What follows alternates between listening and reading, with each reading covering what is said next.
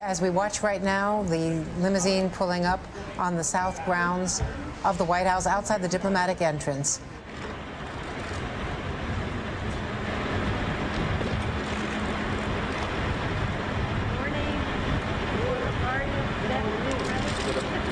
I've got to help out. Very good.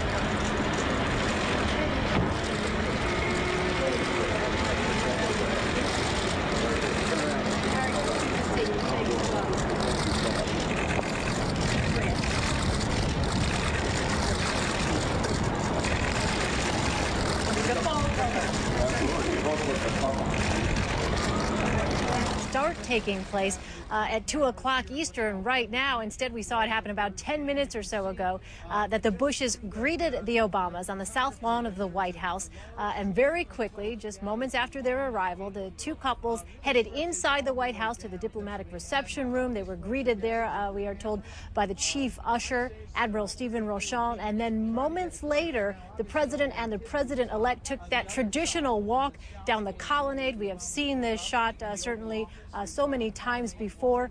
It is an image really that is steeped in American history, and particularly with this transition as well. This is the first transition post 9/11, of course, and this is the first African-American president-elect.